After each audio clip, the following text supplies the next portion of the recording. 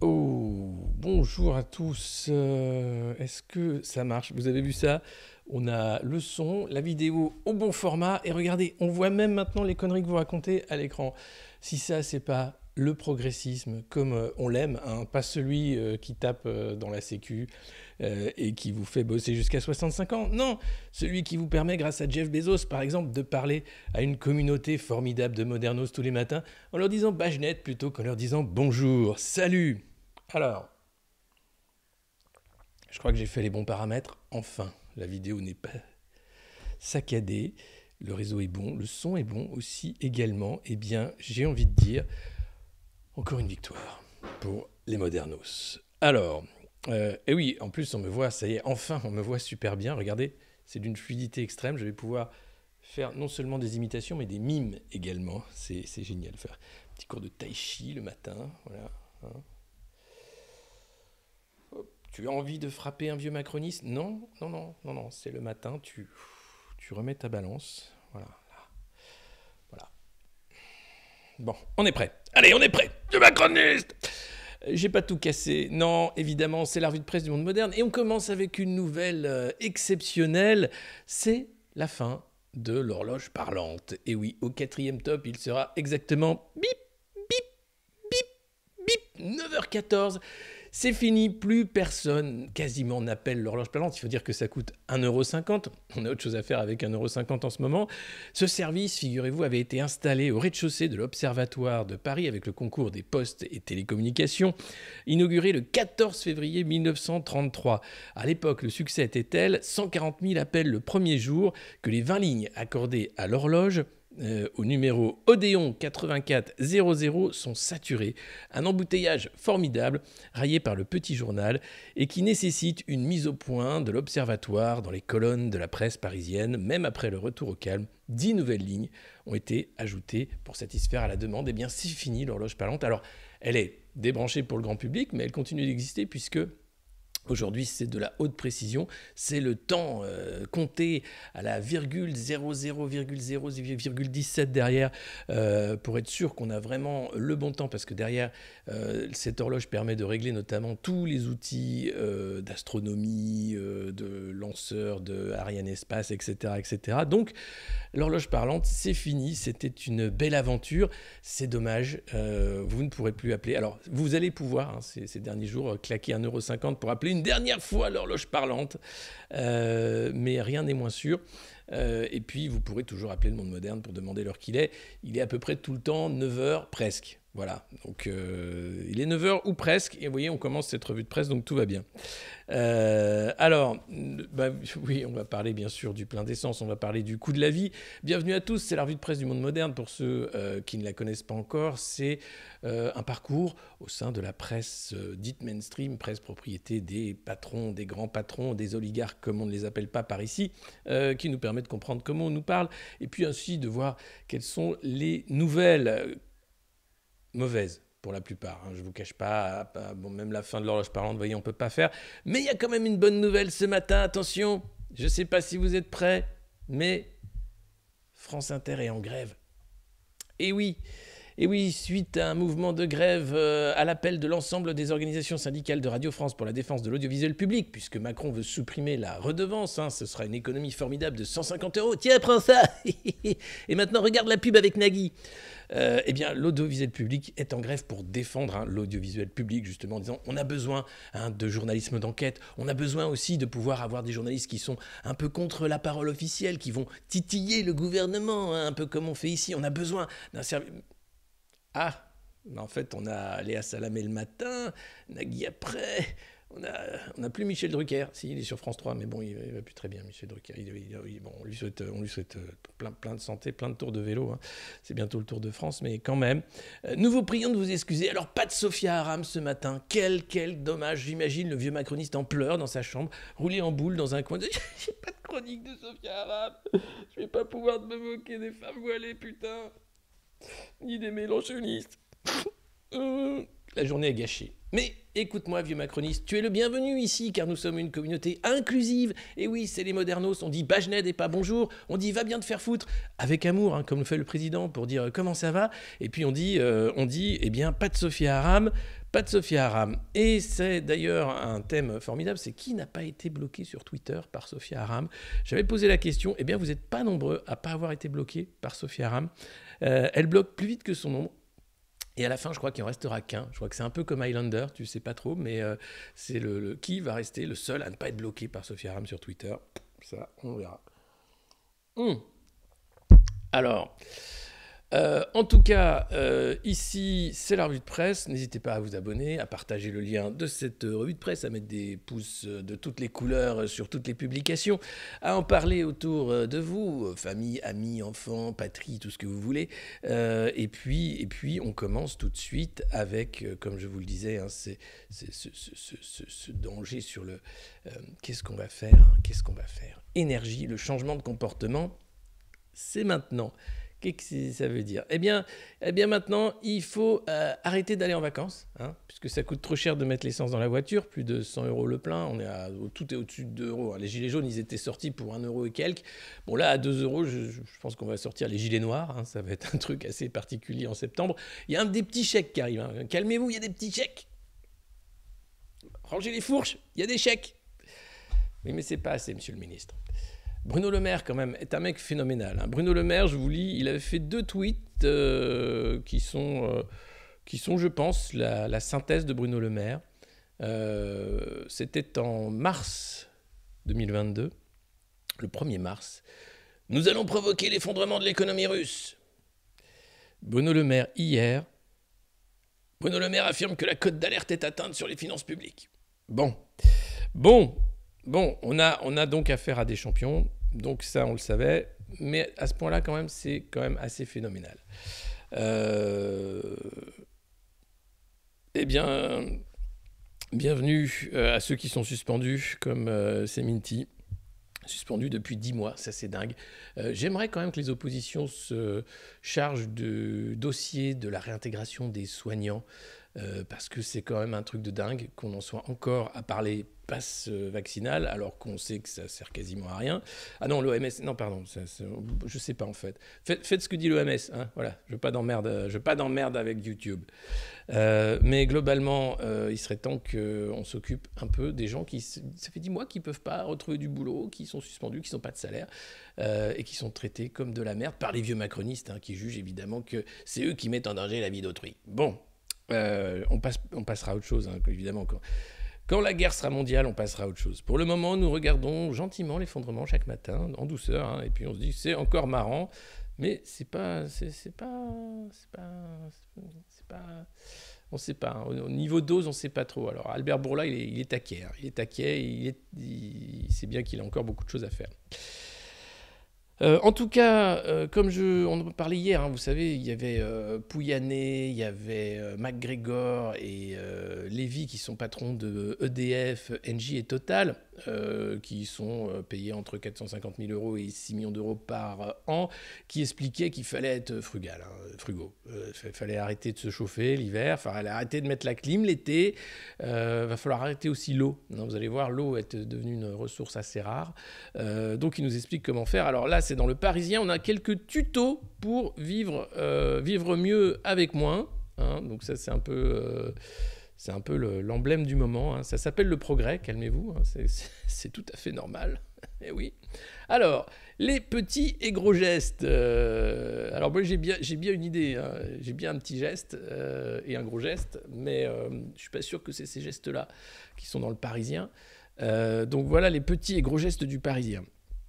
Attention, vous êtes prêts ? C'est quand même des tutos, des conseils géniaux.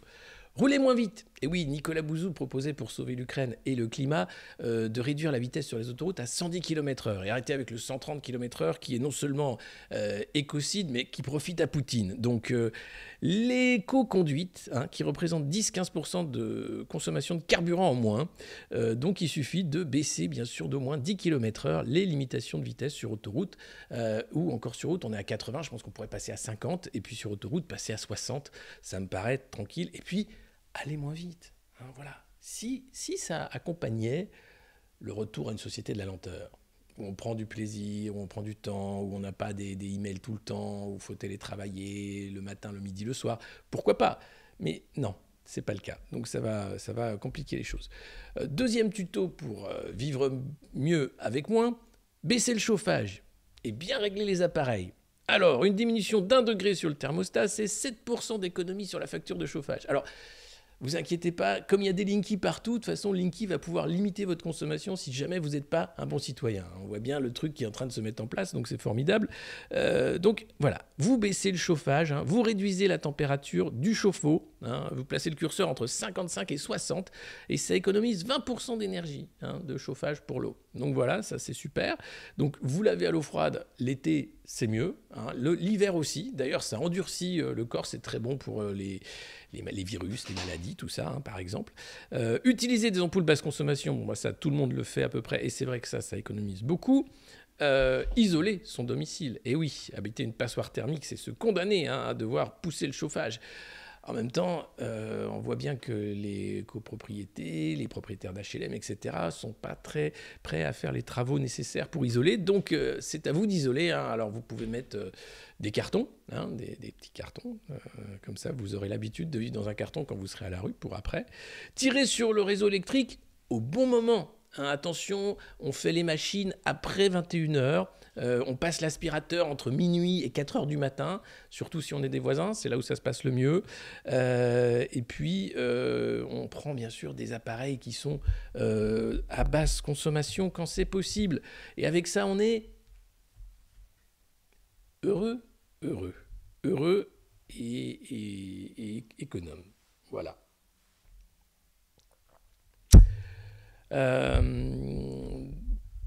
Qui fait tourner sa machine? On ne stream pas à 9h du matin, par exemple. Je vois venir ça, le truc. Attention, on ne stream pas dans une piscine gonflable pour montrer ses fesses, hein, à des heures indues, avec de la lumière en plus, parce que derrière, vous avez toute la lumière nécessaire pour cette qualité d'image exceptionnelle. Donc, je vais peut-être commencer par éteindre la lumière. Hein. On va peut-être être d'abord frugaux de ce côté-là. Non, pas tout de suite. Ça va arriver. On va couper. Ça va couper cet hiver. Le prix des carburants, voilà. Donc là, c'est même pas une évolution sur 10 ans. Hein. C'est simplement depuis décembre. Voilà. Donc depuis décembre, on est passé de 1,61 à 2,15 2 euros, pardon, le super, et 1,50 à 2,15, donc le gazole. Voilà, ça c'est quand même le marqueur, hein, le prix des carburants quand vous n'habitez pas en ville. C'est une charge énorme. Alors Bruno Le Maire avec le MEDEF, vous allez voir, on en parle tout à l'heure, sont en train de réfléchir à une prime transport, hein, pour payer davantage les salariés pour qu'ils viennent travailler, hein, et qu'ils ne perdent pas d'argent en venant travailler, parce que quand le plein va coûter 5 000 € le plein, travailler pour 1 500 €, évidemment ça va être compliqué. Donc ils sont en train d'essayer de voir comment on peut faire, hein. Et ça risque d'être particulier, mais bon, ils y travaillent. J'ai toute confiance. Et puis, je suis passé un peu vite directement à François Bayrou, parce qu'il y avait d'autres... il y avait l'État et les entreprises, hein, qui devaient faire des efforts. Alors, attendez, je débranche François Bayrou, ça fera des économies. Parce qu'en fait, il est question aussi que l'État et les entreprises montrent bien sûr l'exemple. Alors, plus écolo, par exemple... alors on a Elisabeth Borne, hein, avec Agnès Pannier-Runacher, qui est maintenant ministre de la Transition énergétique, qui vise 10% de réduction de notre consommation d'énergie sur 2 ans et 40% d'ici à 2050. Avec des voitures électriques, je ne sais pas comment. Mais tout est comme ça. Hein. Tu as l'impression qu'on te dit qu'on va faire un truc, ça va être simple. Et puis en fait, tu te rends compte que c'est bidon. Et 2050, on se dit, mais ils seront soit morts, soit ils auront oublié. C'est pas grave. Hein. C'est 2050. D'ici là, s'il n'y a pas une guerre nucléaire, on est bien. Déjà, on est bien. Déjà, on sera content, hein, d'avoir économisé toute cette énergie nucléaire. Alors, Agnès Pannier-Runacher, qui va rencontrer les organisations syndicales cette semaine et les fédérations professionnelles pour identifier les leviers d'économie d'énergie dans les administrations. Il nous faut baisser notre consommation générale et gérer les pics de consommation dans la journée. Alors, éteignez les ordinateurs, arrêtez de bosser, faites simple, hein. Vous fermez les bureaux, hein, centre des impôts, tout ça. Déjà, bien ou bien. Voilà. Après, pareil, les écoles, ça va fermer pour l'été, donc c'est déjà ça de prix, hein, voilà. Pour le reste, je sais, les hôpitaux, ça ferme aussi, donc très bien, fermons les hôpitaux et les écoles, mais tout le temps. Qu'est-ce qui reste à fermer? La CAF, les services sociaux, bien sûr, on ferme aussi, voilà. Et puis tous les ministères, hein. Si on commençait par fermer les ministères, bon, ça ferait pas de mal, hein. D'ailleurs, on parlera de Jackie Michel tout à l'heure. Vous verrez qu'il y avait un conseiller de Michel Alliot-Marie qui s'est recyclé en ardeur et qui est cité dans le procès Jackie et Michel. Ah là, je sais que vous restez. La question des téléviseurs publicitaires. Ah bah oui, parce qu'on a trouvé génial, il y a quelques années, de remplacer les bonnes vieilles affiches dégueulasses qui déjà nous faisaient des pubs de merde dans le métro par des écrans. Hein, en disant, c'est super, on va mettre des écrans. Mais ça, non, mauvaise idée. Donc là, on va enlever les écrans qui consomment trop. Et puis, éteindre les commerces. Alors, il y a déjà une loi qui, normalement, oblige d'éteindre les commerces entre 1h et 7h du matin. Bon, on pourrait éteindre les commerces à partir de 20h, dès que ça ferme, et puis les laisser allumer seulement quand ils ouvrent, à 10h. Parce que la pub dans la rue pour des commerces, ça va. Je pense qu'on peut largement, là aussi, éteindre beaucoup plus longtemps les commerces, par exemple. Alors, problème, pour mettre en application toutes ces mesures, il faudra en passer par l'Assemblée. Bordel de merde, on n'a pas de majorité. En plus, ils sont écolos. En l'absence de majorité absolue, ça va rendre le chemin de la sobriété plus ardu. L'heure n'est pas aux postures politiques, répond la ministre. J'ai écrit à chacun des députés récemment élus pour leur dire ma disponibilité pour travailler sur ces sujets qui concernent tous les Français. Nous ne serons certainement pas d'accord sur tout, mais nous trouverons des majorités. Ça, pour nous emmerder, ils vont trouver des majorités. J'ai aucun doute là-dessus. Par contre, les petits chèques, les petits machins, je pense qu'on va attendre longtemps. Mais oui, les magasins de luxe allumés, les trucs qui sont allumés toute la nuit, tu dis mais pourquoi? Ça sert à quoi? À la pub, d'accord, super, la pub. Il y avait d'ailleurs à Cannes, les Lions, le festival de la pub à Cannes. C'est encore un truc qui existe. Alors bon, et pareil, ils replantent des arbres pour dire qu'ils viennent pas avec plein d'avions pour faire la fête et tout sur des méga yachts, mais ce monde est débile. Ce monde est débile, mais on n'en a qu'un et on ne peut pas descendre. Donc il faut bien faire avec. Alors forcément, c'est pas super. Salut les retardataires. Il n'y a pas de problème, vous pouvez vous abonner du coup. N'hésitez pas. C'est le moment ou jamais de partager bien sûr le lien de cette revue de presse comme vous le faites chaque matin. Merci. Je ne vous demande pas plus, juste un petit partage s'il vous plaît. Des fois les gens viennent, ils se disent « Ah merde, je ne connaissais pas. C'est qui le vieux là qui dit des conneries ?» C'est pas Jamy, le mec de C'est pas sorcier? Mais absolument, Michel! Comment ça marche une souris? Alors... Non, il parle pas comme ça, Jamy. Mais non, il parle comme ça, Jamy, non? Je le vois bien parler comme ça, Jamy. J'ai jamais regardé C'est pas sorcier, mais et je suis pas vieux. Non, mais pour les jeunes, je suis vieux. Attends, faut se mettre à un niveau d'un jeune, tu vois. Il me regarde, il dit, bah, c'est qui le vieux? Et comme on est sur Twitch, il y a des jeunes. Alors vous n'êtes pas jeunes, c'est les modernos. C'est la seule commu de boomers de Twitch. C'est quand même là j'ai réussi un exploit. Nous avons réussi un exploit. Jamy n'est pas aussi énervé. Non, mais moi non plus, je suis pas énervé. Je suis juste en colère. Le tribunal du peuple. Le tribunal du peuple. Vous avez vu, c'était dans Cape Fear. T'as De Niro qui veut sa vengeance. Je suis pas, voilà, il n'est pas en colère, De Niro. Voilà. Je m'exprime. Regardez, je chante parfois, je fais des choses, je fais des choses avec ma voix, des choses avec mon piano. J'arrive à chanter parfois, et parfois c'est moche ou c'est beau. Je ne sais pas comment faire. Comment vous dire que je vous aime? La communauté des modernos. Là, on est sur du Michel Berger. Si j'avais un petit piano, je pourrais vous faire des petits trucs. Allez, je vous prends par surprise et je vous fais recracher votre café comme ça. Paf! Et putain, prends ça dans ta gueule, tiens. Oui, c'est notre président. Oui, c'est le plus beau de tous les présidents. Oui, regardez-le, il est au sommet des montagnes. Alors, c'est pas dans un repère de nid d'aigle parce que c'est la guerre et tout. Non, non, c'est le G7. Hein. Vous savez, ils sont dans les Alpes bavaroises ou une connerie comme ça. Avec Olaf Scholz, pommagé choucroute, avec Ursula. Papy Chouette, mais pas loin. On peut le voir avec les jumelles. Ouh, coucou! Coucou, papy! Papy, on est là! Et donc, eh ben, il était comme ça pour la photo de groupe. Il s'est dit, tiens, et moi, je vais me foutre en bras de chemise. Parce que tout le monde a tombé la cravate, moi, je tombe la veste. Je suis un dingo, moi, je suis un dingo. Moi, je suis Zelensky, moi. Moi, la prochaine fois, les gars, j'ai un t-shirt. Mais t'es pas en guerre. Ouais, mais moi, j'aime bien montrer mes muscles. Comme Olivier Véran quand il s'est vacciné, là. C'est un dingo. Il est génial. Il se met en bras de chemise quand les autres sont en veste. Tu dis, putain, ce mec, c'est un petit génie de la com. Je te jure, la prochaine fois, il vient en t-shirt. Ben, qu'est-ce qui se passe, Emmanuel? C'est plus simple. Et moi, je suis en t-shirt ce matin. Mais, ouais, c'est dingue.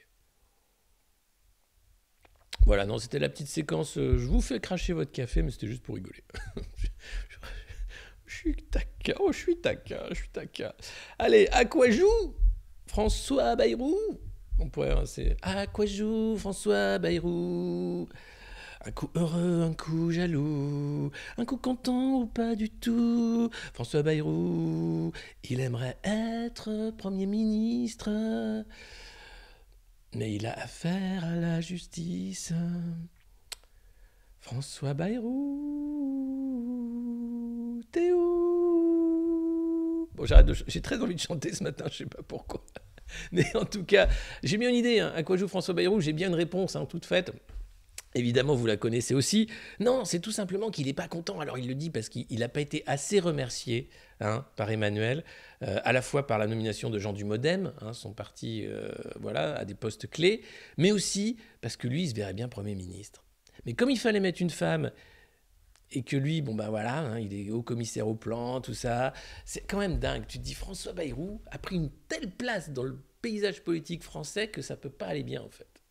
Tu sais, c'est le mec qui jette sa veste comme ça, en disant tiens, et puis qui fout une baffe, en disant ta gueule, toi le gamin. Tu la vois celle-là? Tu la vois celle-là? Tu paf. Putain, un mec qui avait une chance une fois, hein, quand il s'était présenté à l'époque que j'avais gagné, je crois, ou juste avant, je sais plus. En tout cas, c'est voilà, ce mec ne sert à rien. Mais il est tout le temps dans les médias. Un coup France Inter, un coup machin le dimanche, un coup le truc, voilà, pour dire mais je crois que le président a tout à fait raison de maltraiter les Français, il le mérite, c'est un peuple de cons. Voilà, donc en fait, voilà, il a quelques divergences. Là, il fait monter les enchères pour le remaniement ministériel, pour être sûr de placer des gars à lui, et éventuellement flinguer Borne sur la durée, et lors de la dissolution, parce qu'il y en aura peut-être une, devenir le nouveau Premier ministre d'Emmanuel Macron. Son champion en bras de chemise. Oh, c'est tellement beau, c'est tellement mignon. Et regardez ça. Et non, ce n'est pas le nouveau Tintin de Spielberg. Et non, ce n'est pas un personnage en 3D de Pixar. Non, c'est Sébastien Lecornu. Vous le connaissez pas encore? Ou pas vraiment? Alors vous l'avez un peu connu parce que c'était le ministre des Outre-mer, donc il racontait des trucs, il n'y était pas allé parce qu'il avait peur de se prendre des fourches, tout ça. Et aujourd'hui, Sébastien Lecornu, est-ce que vous savez de quoi qu'il est ministre? Est-ce que vous le savez? Attention, c'est un jeu. Il est ministre de quoi, Lecornu? On regarde pas Twitter. Les armées, bravo, KRM. Ministre de la Défense. Ça se voit bien, non hein? Regardez, vous le mettez aux frontières et donc, Sébastien Lecornu, qui donne donc une petite interview, toute petite, et l'interview de Sébastien Lecornu, elle est dans Le Parisien aujourd'hui en France, le Canard à Nanar, hein, le journal de Bernard Arnault. Nous ne sommes pas en guerre contre la Russie. Nous devons rétablir la paix et l'état de droit en Europe. Bien, c'est un vaste programme. À la question, la France serait-elle en mesure de résister comme les Ukrainiens? La France est protégée par sa dissuasion. Nos armées sont prêtes et sont composées de femmes et d'hommes qui n'ignorent pas le danger et qui sont prêts au sacrifice ultime pour défendre la France. Comme BHL. Nous leur devons notre reconnaissance. Une autre question qui dépasse les seules armées est celle de la résilience de la société tout entière, et à tous les niveaux. C'est pour cela que je souhaite que nous poursuivions nos efforts pour notre mémoire combattante. L'héroïsme de nos résistants de 40 doit guider notre caractère collectif. Le patriotisme n'est pas un sentiment ringard, n'en déplaise à certains. Alors les européistes, ils sont marrants parce que ils passent leur temps à dire que la nation c'est la guerre, que le nationalisme c'est mal, etc.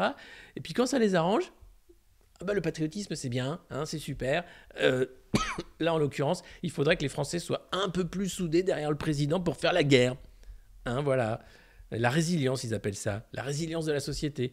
Quand on va se prendre une bombe nucléaire sur la gueule, qui va tomber, allez, Brest, parce que c'est mal réglé, tout ça. Donc, bon, éventuellement, la Bretagne prend cher, mais bon, on se dit, bon, avec le nuage, on pousse avec des ventilateurs, ça part de l'autre côté. Mais globalement, on ne sera pas prêt à résister tous. On va commencer à gueuler en disant « C'est quoi ce bordel? Qui c'est qui a fait qu'on a pris une bombe sur la tête? C'est ta faute encore !» et ça se passera très mal. Donc le SNU, ils sont très contents. Hein. Alors ils ont dit « Vous voulez renforcer le SNU ?» Vous savez, c'est le truc où les gamins se déguisent en t-shirt blanc comme des vigiles de supermarché et ils chantent la Marseillaise en plein cagnard et ils tombent tous dans les pommes. Ça, c'était la première saison du SNU. C'était génial. Gabriel Attal était à la manœuvre. C'est super. Alors bon, on a chanté la Marseillaise. Évidemment, il y a eu quelques malaises. Hein, bon. Et ça, c'était avant la vaccination. Hein. Mais là, putain, les gamins, allons enfants. Et Kevin. Ah bah oui, 45 degrés à l'ombre, hein, forcément, hein, chanter la Marseillaise avec le drapeau, mais c'est beau, tu es prêt au sacrifice ultime, c'est bien.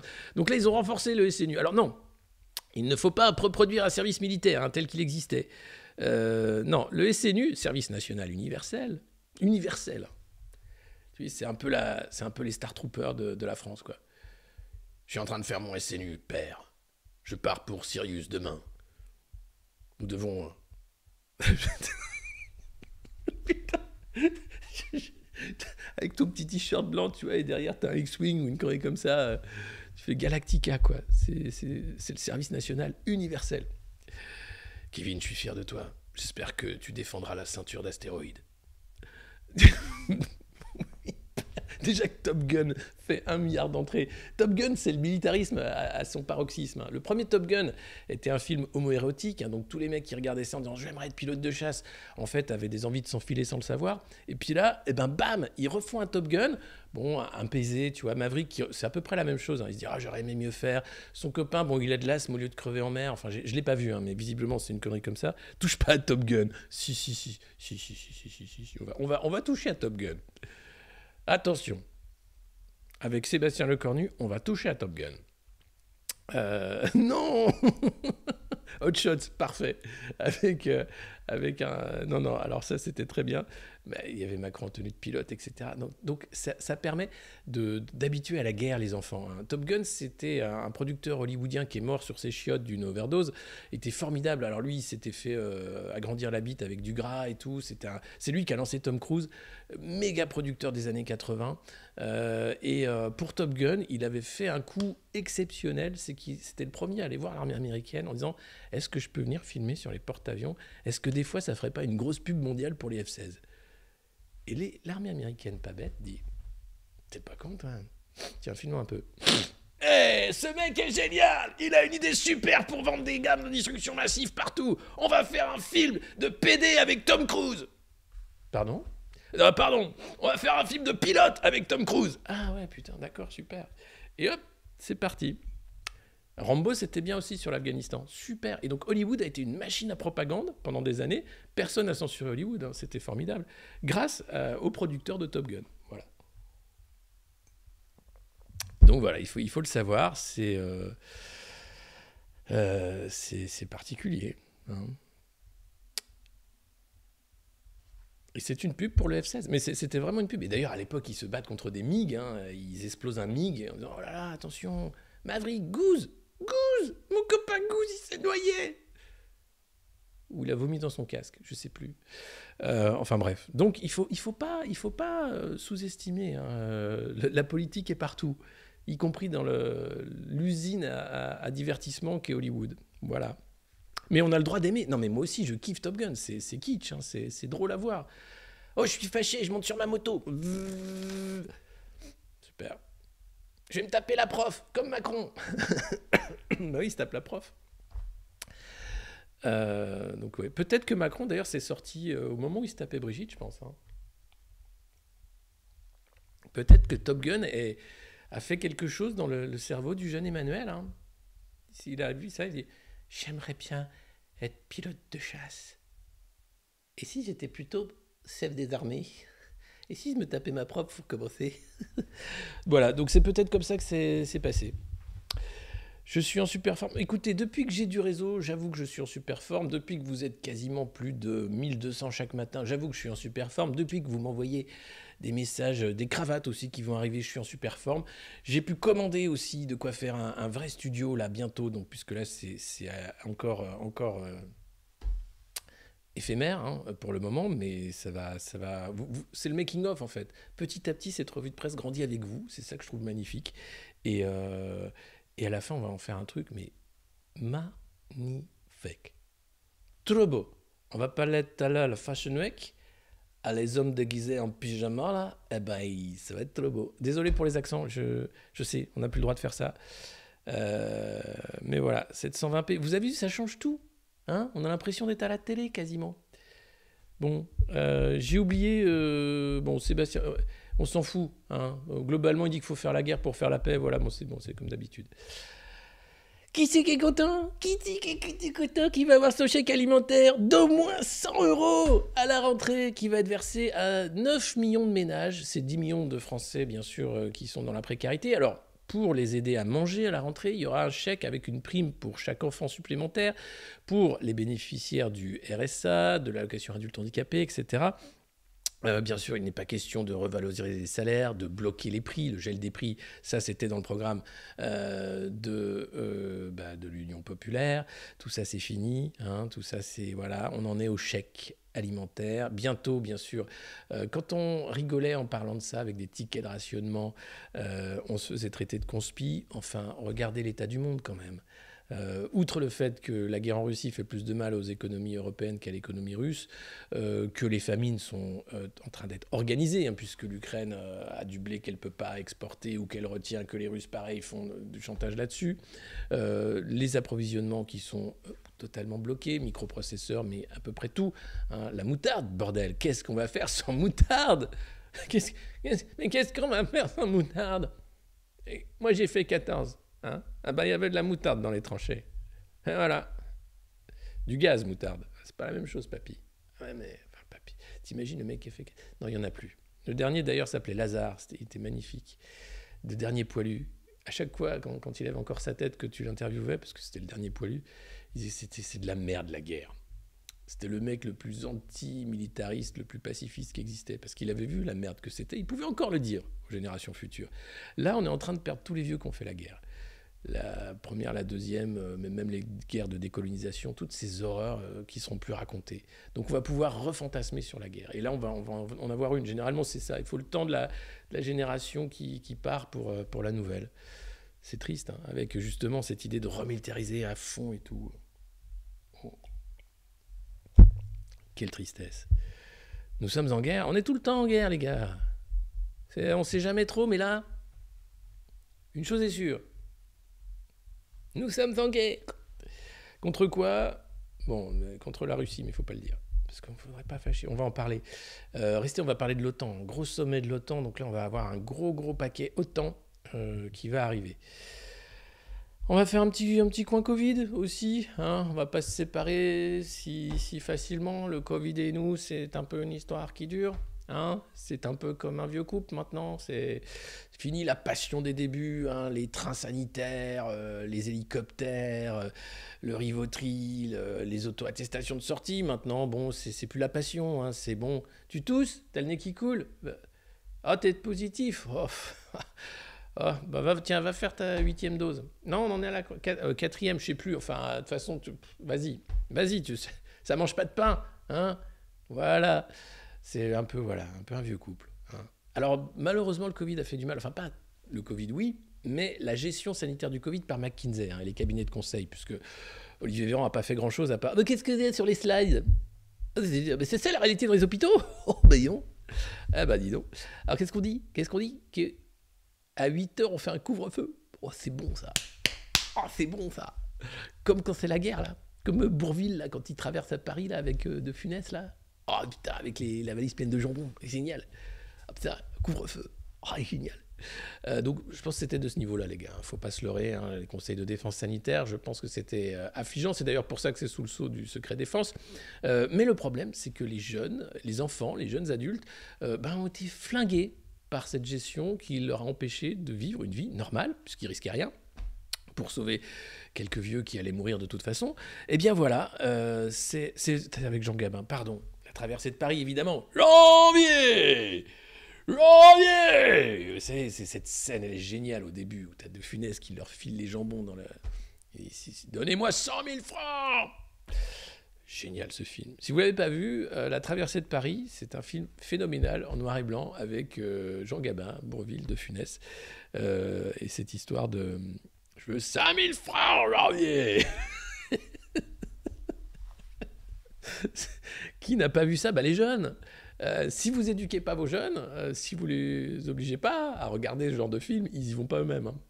Non, ils sont sur TikTok ou Instagram, ils regardent PNL, des trucs comme ça, mais ils vont pas aller regarder La traversée de Paris. Donc il faut regarder La traversée de Paris. Mes fils l'ont vu, bravo. Voilà, c'est ça qu'il faut faire. Donc depuis la gestion catastrophique par McKinsey du Covid, donc les adultes et les enfants vont massivement chez le psy. Ils sont complètement niqués de la tête, tout simplement. Et pourquoi? Eh bien, parce que on les a empêchés de vivre. Le cabinet de Caroline Delannoy à Paris, plein. Celui de Pascal Olivier à Clermont-Ferrand, pareil. Je ne crois pas connaître de collègues pour qui ce n'est pas le cas, réfléchit ce dernier à voix haute. L'intuition du nourri chez les psys, dont ils font partie, est confirmée. Alors, il y a peut-être l'effet en thérapie aussi. Je ne sais pas si vous avez vu cette série sur Arte, que j'ai trouvée personnellement très chiante, mais que tout le monde adore. Parlez-moi maintenant de ce qui s'est passé quand vous aviez 12 ans. J'ai vu Top Gun avec Tom Cruise là. Je me suis dit, il serait bien pilote de sas. Non, mais je veux dire, avec vos parents, est-ce que vous pouvez me dire? Et ça dure une demi-heure à chaque fois. Bon, après, c'est des petites histoires qui s'entrecroisent, machin. Bon, peut-être, hein, mais peut-être qu'il y a un effet en thérapie. Hein. Tu te dis, bon, mais non, globalement, c'est aussi que les jeunes, il y a l'éco-anxiété. Parce qu'ils savent que la planète va mal et qu'on va tous mourir. Bon, ça, c'est... Avant, on le savait pas, en fait. Maintenant, on le sait, donc on le vit mal. Mais bon, on peut vivre aussi dans soit le déni, soit le fait de dire, c'est comme ça, hein, la voie du Bouddha, après tout. On va tous crever. Oui, c'est un fait. Hein. Comment là, l'humain est encore à court de... je parlais hier de l'arrêt de team et des inventions de scénarios de SF par l'armée française pour voir si on ne pouvait pas inventer de nouvelles armes de bioterreur, notamment manipuler génétiquement des insectes. Ça, c'est tout à fait possible. Donc on est encore qu'au 1% de la connerie qu'on peut faire. Il y a ça, il y a évidemment la guerre en Ukraine qui fait peur, et puis il y a eu le fait que le Covid a flingué les jeunes qui étaient ultra anxieux parce qu'ils pensaient qu'ils allaient tuer papy-mamie s'ils ne mettaient pas de masque, parce qu'ils ne savaient pas où ça allait, parce qu'ils n'ont pas pu aller à l'école, pas sociabiliser correctement. Donc, alors heureusement, pour tout le monde, comme il n'y a plus de place, on va pouvoir faire de la téléconsultation. Et oui, parce que c'est dur de trouver une place, mais pour la santé mentale, on pourra aussi téléconsulter. Donc, la prochaine saison dans Thérapie sera peut-être sur la téléconsultation. Bonjour. Est-ce que vous pouvez me dire ce qui s'est passé quand vous aviez 12 ans? Voilà. Donc, la France est maltraitée, les Français vont mal, mais comme on a le meilleur président que la France ait jamais connu, c'est vraiment parce que les Français sont des cons, parce qu'ils devraient être super contents, en fait. Quand tu vois comment c'est la teuf à l'Élysée, quand c'est la fête de la musique, tu dis non, mais c'est bon. Hein, ici, on fait la teuf. Je vous la remets, la petite fête de la musique? La petite fête de la musique. Oui.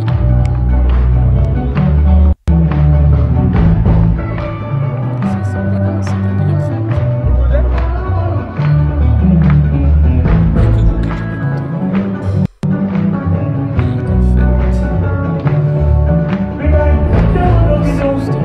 vous, quelqu'un est content. Au revoir. Le chèque alimentaire, on l'a fait. La reprise du Covid.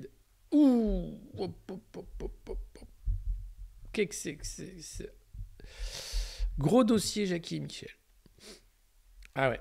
Ouais. Parce qu'en fait, c'était pas que des films de boules, c'était surtout des films de viol. Et donc là, il y en a 4 qui sont devant la justice pour proxénétisme aggravé. Les dessous sordides de Jackie et Michel. Michel Piron, qui est le fondateur, est mis en examen avec audition des victimes, des acteurs aussi, qui révèlent un système en fait de violence où la femme était traitée comme de la marchandise avariée et très mal. Alors, il n'existe aucune photo publique de lui, il ne s'exprime d'ailleurs jamais dans les médias.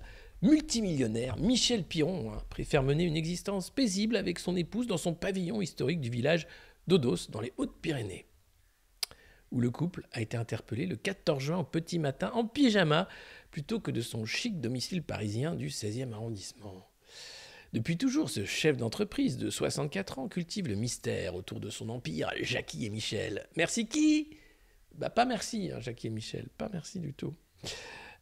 Qui est devenu un des plus grands groupes de pornographie française, fort d'un chiffre d'affaires de 13 millions d'euros. Je ne comprends pas comment c'est possible, mais apparemment c'est possible. Le 17 juin, devant le juge d'instruction, l'ex-instituteur, et oui, l'éducation nationale, ça mène à tout, est sommé de sortir de sa discrétion pour s'expliquer sur les accusations de violence sexuelle qui éclaboussent sa société. Actrice exploitée, rabatteur, manipulateur, consentement volé ou extorqué, pratique extrême imposée. On parle d'actrices amatrices, donc, qui pensaient faire des photos de charme et qui se retrouvent séquestrées, violées par plusieurs acteurs, avec des pratiques qu'elles refusent, notamment la sodomie ou des choses comme ça. C'est le petit déjeuner, c'est le matin. Michel Piron se défend en disant qu'il n'a jamais forcé une femme à faire quoi que ce soit contre son gré, mais il achète des contenus à des producteurs qui, eux, sont responsables de ces viols, et lui a participé notamment à des scènes, quelques scènes, notamment une où il a foutu des coups de ceinture, et c'est pour ça que lui aussi est mis en examen. Des petits coups de ceinture. C'est gentil. Alors, lui, il se défend d'être clean, mais les réalisateurs disent que Michel Piron trouvait qu'ils étaient trop soft. Et il demandait toujours des pratiques extrêmes, toujours plus. Voilà. Alors, les deux autres qui sont en examen pour viol, il s'agit de Jack Wood et Matadix et Pascal Hoppe, tous réalisateurs. Nikita Bellucci, qu'on avait interviewé au Monde Moderne, les a dénoncés également il y a longtemps. Ces pratiques amateurs sont extrêmement dangereuses parce qu'il n'y a pas d'encadrement. Parce qu'on a affaire à des prédateurs, à des salopards, qui, en plus, prennent des femmes qui ont des soucis dans la vie. On parle de certaines qui ont perdu la garde de leur enfant suite à un tournage, parce que le père a montré le film qui a été tourné, des gens qui sont en rupture de banc de la société, enfin bref. Voilà. Alors, Michel, de Jackie et Michel, dit que les seules lignes directrices pour les tournages, c'est le succès du site, le respect de la femme, la bonne humeur, le terroir vieille France, l'amour des campagnes françaises. En gros plan, s'il vous plaît. C'est quoi ? C'est du pâté de sanglier ?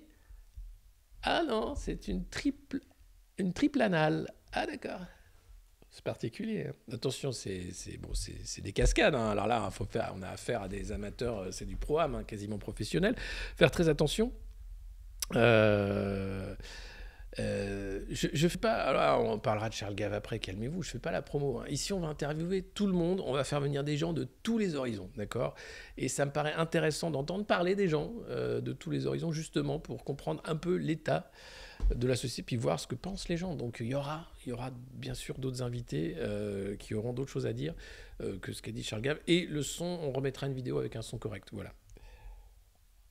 Oh. J'en profite parce que je vois passer ça dans le chat. Donc, voilà. Donc, Jackie et Michel, voilà, désolé, pas merci. Et on attend de voir ce qui va se passer avec le procès. Alors, l'article conclut. Attendez, est-ce qu'il y avait un truc ? Les enquêteurs.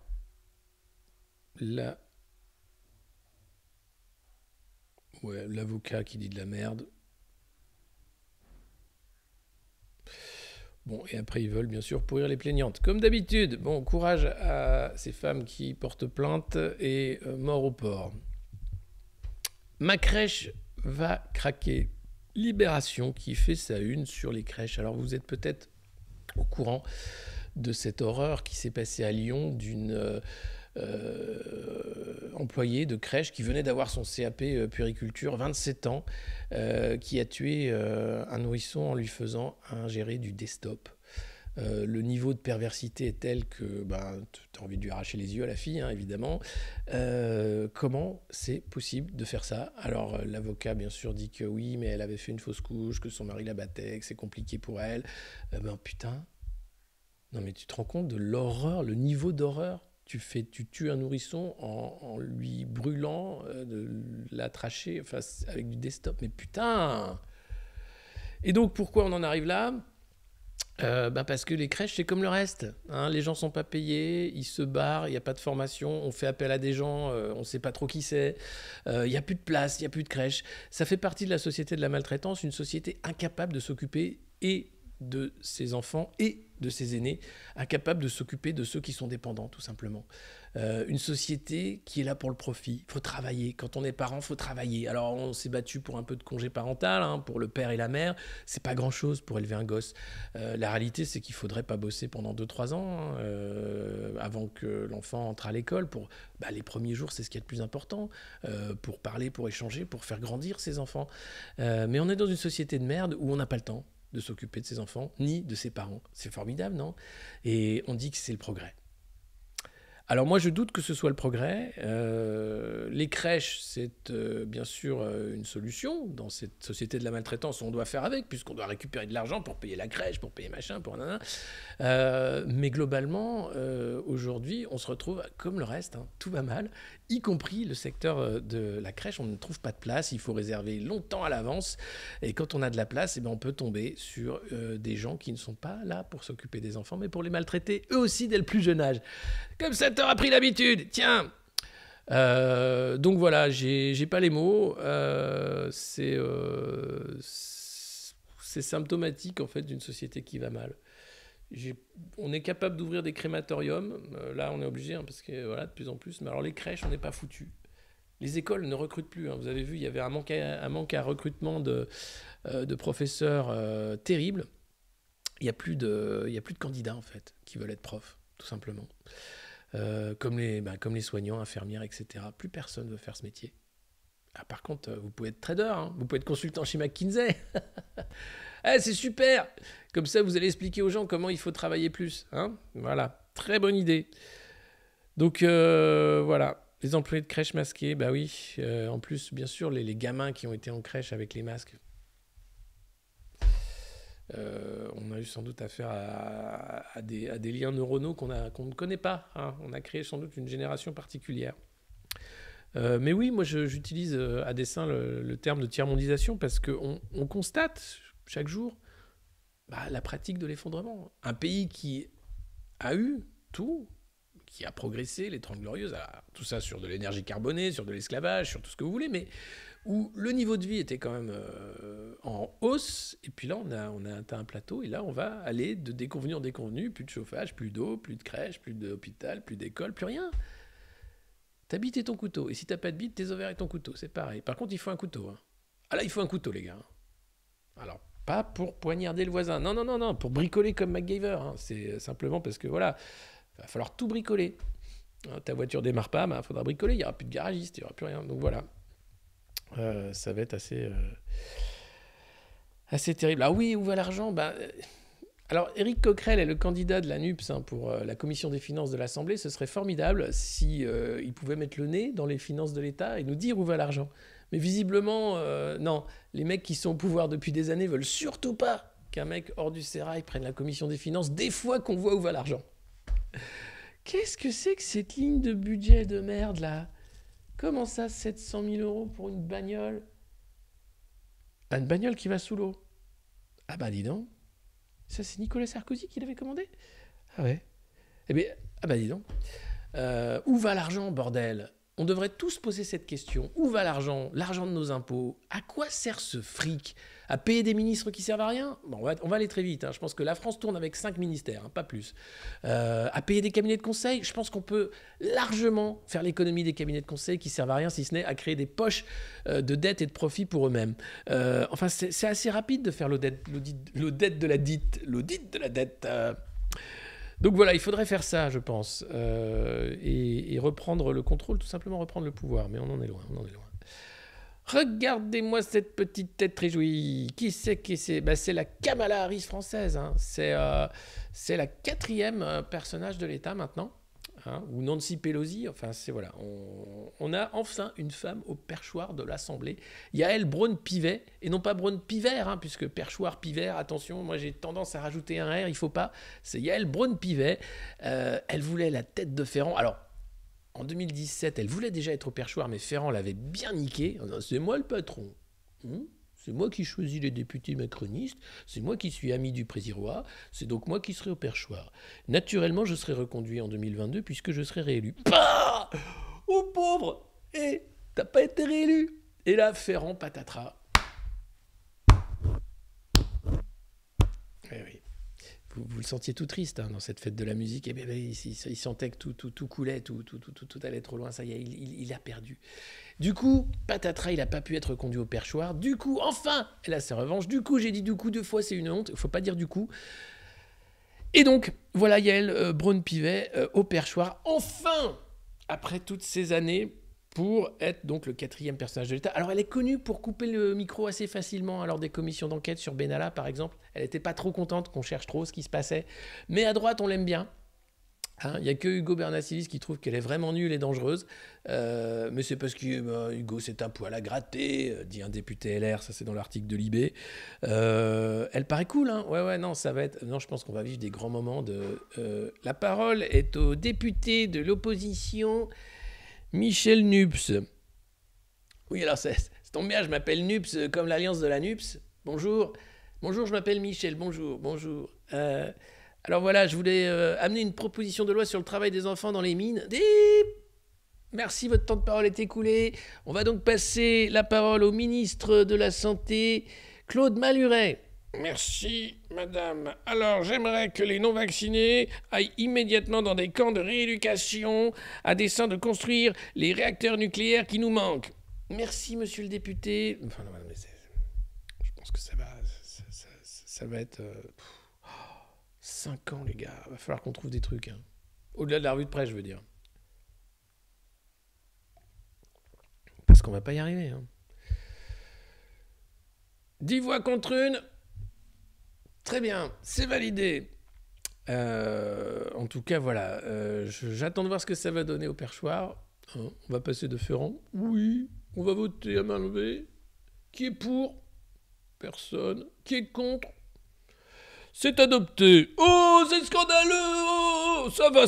Taisez-vous. Et la démocratie, oh. Qui y croit encore? On y croit encore, on vote. Oui, c'est bien tout ce qui nous reste. Hein. Tiens, j'ai mis un petit bout de papier dans une boîte en plexiglas. Et oui, et c'est Macron qui est sorti président quand? Je ne comprends pas la démocratie. Parce que sur le papier, il n'y avait pas marqué Macron. Eh oui, c'est comme ça. Qu'est-ce que tu veux? Oh putain de merde. On votera à main levée la prochaine fois. Hein. On fera une grande place publique dans la Creuse. Hein. On va mettre tous les Français. Serrez-vous. Et ça ira beaucoup plus vite. Oh là là, bordel. Donc voilà, ça va être le petit sketch à l'Assemblée. Assaillant, l'eau ne coule plus de source. Village prisé des touristes et déjà stress hydrique. C'est des camions-citernes qui amènent l'eau là-bas. Et c'est le cas dans la Creuse aussi, en Haute-Loire. Pardon, un peu partout. Ouais, c'est le café. On passe pas ce matin. Je suis peut-être trop chanté, je sais pas. Je sais pas, ce matin, je respire pas assez entre chaque phrase. C'est un travail, hein. Finalement, tu te rends compte qu'il y a une préparation peut-être physique à avoir que j'ai pas en amont, et du coup, je me retrouve essoufflé, à faire des bruits de bouche. Enfin, pour les misophones, c'est terrible. Je suis désolé. Je fais ce que je peux, voilà. Miel citron. Faut aimer le miel et le citron. En tout cas, pour refroidir les centrales, les cours d'eau sont en train de baisser. Ça tombe bien, en même temps, on a fermé la moitié des centrales. Hein. Mais Macron a promis des petites centrales de jardin hein, pour France 2030 là, ou 2050, France Relance. Là. Le truc, pendant la campagne, où il avait fait son showman là, à l'Elysée, en disant « Ouais, c'est plein de projets pour la France !» Notamment des petites centrales dans le jardin, là, des centrales auto, trucs. Pourquoi pas? Je sais pas. Je sais pas. Non, mais au rythme où ça va, on va bientôt être obligé de boire le pastis sans eau. Et sans glaçons. Et là, vous allez comprendre ce que c'est que l'effondrement, les gars. Hein, parce que bon, le côté, il n'y a pas d'eau du robinet, ça va. Oh, tu vas pas nous faire un sketch. Alors, bon, d'où la France sans pastis, et sans pastis, puisque la Nice vient d'Ukraine, évidemment. Donc on se retrouverait vraiment dans la merde. Non, la France sans pastis, c'est pas possible. Non, c'est pas. Alors il y a l'ouzo, on peut toujours se démerder avec des trucs, mais ah non, je vois que vous êtes outrés. Je comprends votre émotion. Je bois pas de pastis, sans café non plus. Bah oui, enfin sans rien quoi. Sans eau, sans pastis, sans vin. Alors le vin, si, il faut faire des stocks, hein, c'est comme tout. Stocker, c'est plutôt pas mal. Alors l'eau, eh bien, elle vient à manquer. Ouais, vas-y. Et donc, le volume annuel d'eau consommée est estimé à 5,3 milliards de mètres carrés. Le secteur agricole représente 45% de la consommation d'eau. Le refroidissement des centrales électriques, 31%. Bah dis donc. L'eau potable, 21% quand même. Et les usages industriels, 3%. Bon, alors c'est l'agriculture qui est massivement consommatrice d'eau. Et les centrales quand même. Bon. Qu'est-ce qui nous reste? Les entreprises de l'eau qui distribuent l'eau potable à 60% des Français ont appelé lundi l'ensemble des usagers à la sobriété. Tiens, alors on ne doit plus chauffer, on ne doit plus boire d'eau non plus, ni se laver. Qu'est-ce qui nous reste? Est-ce qu'on peut manger? Non? Du carton, si on en a. D'accord, ok. Bon, ben ça me paraît bien. Allez, et puis pour faire une petite pause avant de rentrer dans la gros dossier OTAN, je vous fais une petite Fashion Week, hein, c'est dans l'IB, l'homme à l'air libre. Une semaine parisienne, alors vous avez des créatures incroyables hein, pendant la Fashion Week à Paris, tu te dis waouh, je suis comme dans un film, tu vois, Retour vers le futur où les gens s'habillent bizarre. Et là, donc la semaine parisienne dédiée au prêt-à-porter masculin du printemps-été 2023 s'est achevée dimanche. Une invitation à la souplesse et au confort, loin de tout formalisme. Alors, je vous montre la souplesse et le confort. Voilà. Donc ça, c'est moi quand je descends les poubelles avec une vieille robe de chambre toute peluchée. Non, ça doit coûter 10 000 balles, hein, c'est Dior. C'est merveilleux. Hein, voilà, ça c'est souplesse et confort. Non, c'est quoi? Qu'est-ce qu'ils disent? Qu'est-ce qu'ils racontent? Souplesse et confort, oui, souplesse et confort. Bon, après, dans la catégorie souplesse et confort, vous avez la claquette pas chaussette. Hein, ça, c'est chez Dior, ça aussi, je crois. Je sais plus, enfin, on s'en fout. Hein. Globalement, le mec est habillé comme Jul, hein, le rappeur marseillais. Sauf que, bah, c'est pas du Taquini, c'est pas du Lacoste. Et c'est pas du Puma, mais c'est pareil. L'effet est à peu près pareil. On a ensuite ça.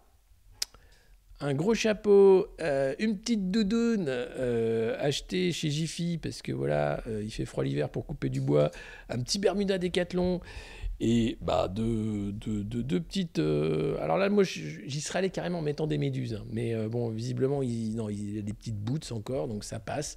Et puis une petite banane, hein, c'est toujours stylé la banane. Ensuite, on a ça. Alors ça, c'est notre copain Bernard Arnault, c'est LVMH. Hein. L'idée, c'est de se faire une robe de chambre avec les rideaux du salon de grand-mère. Et c'est plutôt pas mal, je dois dire, hein, ça claque. Bon, après, ben voilà, il faut assumer. Hein, et puis, tu te balades avec ta petite valise blanche, là, c'est ta petite lunchbox. Dedans, tu as ton carton à manger, hein, puisqu'il n'y a plus que ça à manger. Et puis, je crois qu'on en a encore un. Voilà. Joue-la comme Iggy Pop, si tu pèses 12 kilos, c'est encore mieux. Bah c'est simple, hein, tu te balades à moitié à poil avec une chemise à franges et un pantalon en cuir.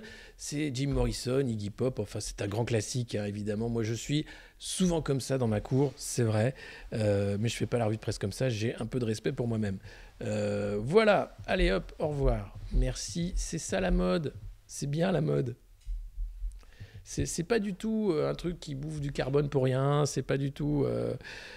voilà, c'est super, j'adore. Bon, alors après, je suis peut-être un peu réac, hein, mais bon, quand même. Mais ça coûte très cher. Hein. Attention, vous faites pas ça à la maison. Hein. Ouh là là. Bon, sinon on va passer les loups. Les loups ont été recensés en France par l'Office français de la biodiversité, l'OFB.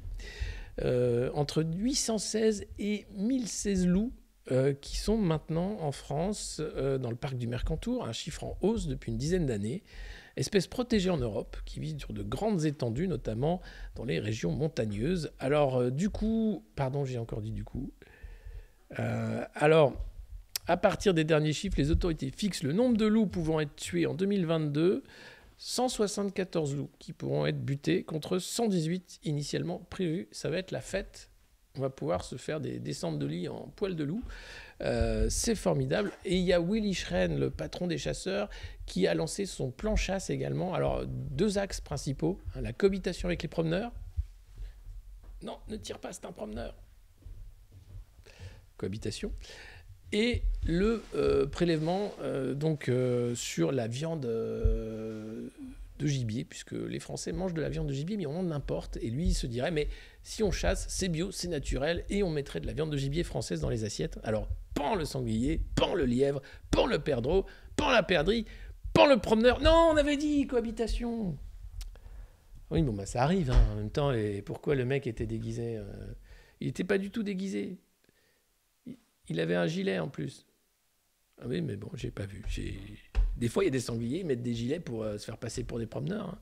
Des fois, oui. Bon, mais globalement, ça va. La saison de la chasse. Moi, je me promène pas quand c'est la saison de la chasse, tout simplement. J'ose pas. Voilà. L'OTAN en conseil de guerre face à la Russie. Voilà, c'est le gros dossier du jour de la revue de presse. On y arrive après déjà. Ça fait combien de temps que je blablate ? 1 heure. Franchement, hein, on prend un rythme là quand même. On prend un rythme de streamer là professionnel. Hein. On est là, on stream le matin, 9h, tranquille, café, la lumière, la caméra, 720p. Bientôt il y aura les LED. Arrête. Honnêtement, je me reconnais plus.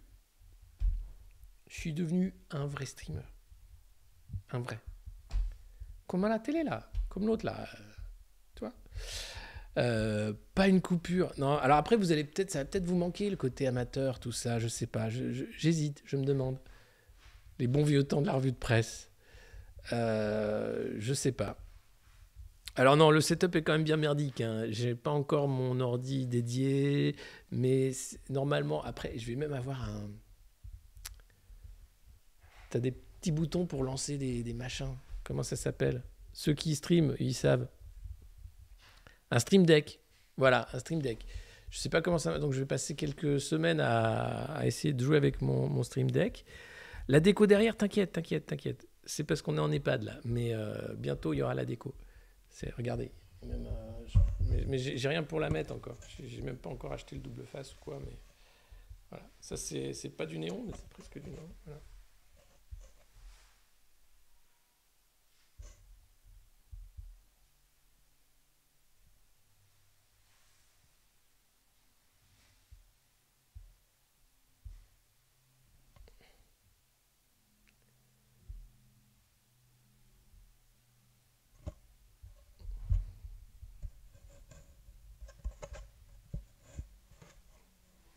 Mais là, regarde, je peux faire ventriloque.